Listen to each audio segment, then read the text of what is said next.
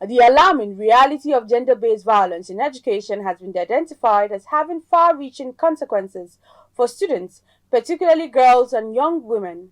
To this end, a landmark policy roundtable dialogue on gender-based violence in education sector aimed at bringing together key stakeholders to address the pervasive issue of gender-based violence in the country's education sector highlights the urgent need for systematic change to expose and bring a lasting solution to the menace. The report. The Policy Roundtable Dialogue aims to create a safe space for policymakers, right holders, and other stakeholders to bring about meaningful discussions that will address gender based violence in education. Theme of the event, creating safe and equitable educational environment, reflects planned international commitment to fostering a supportive and inclusive learning environment for all. In October this year, a bill was also passed by the House of Rep to prevent, prohibit, and redress sexual harassment of students in tertiary education institutions and related matters connected therewith.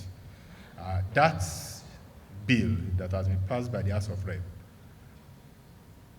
recommends that whoever is found guilty of sexual harassment in any of our education institutions should actually be sentenced to 14 years imprisonment without an option of fine.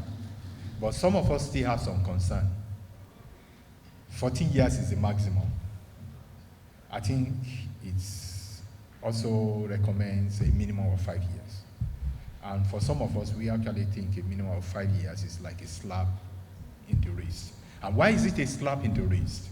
It's also because we have not been doing proper evaluation of the issue of sexual harassment in educational institutions.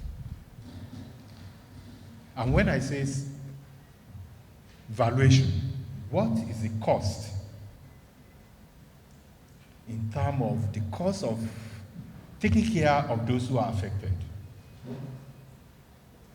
What is the emotional cost? What is the psychological cost?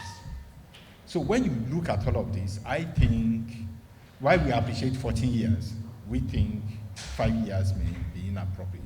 And this is also the essence of some of these conversations, that as the bill goes to the Senate for concurrence, I think it is also appropriate that we also start asking that we look properly at the punishment, and where it is also in contradiction with the violence against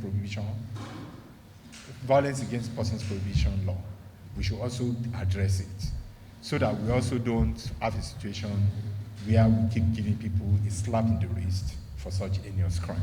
Tackling the pervasive issue of sexual harassment and exploitation in educational institutions were part of the major demands made by the young people. There has been more girls in the development sector, in schools, that have been experiencing a lot of cases in the educational sector, cases of sexual harassment, cases of physical assault, cases of age for grades where girls have been facing, even in the Sangaya system. We want to see strengthened policies and legislation. So it is not enough for these policies to be repealed, amended, and then reenacted.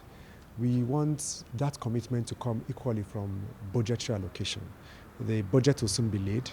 We want, when we are advocating for increments in educational budget line in the 2025 appropriation bill, we want to see a situation where that will reflect enforcement of safe school for girls and for children generally. We want to see a situation too where, when you talk about security and you talk of other aspects of protection of citizens' rights, we want to see that deliberate commitment from the government, from both the executive and the legislative, in terms of capacity strengthening for officers that implement these policies and this law in order for them to understand and be able to drive the full implementation of this. We're equally demanding and recommending to the federal government and equally state governments that there is a contention in section 29 of the Nigerian Constitution. That is the only section that talks about full age. There is no other section in the Nigerian Constitution that defines what full age means. And that provision in the Nigerian Constitution goes further to tell you that adults or full age means 18. But once a girl is married, she's deemed an adult. We think the Nigerian constitution too is accommodating child marriage.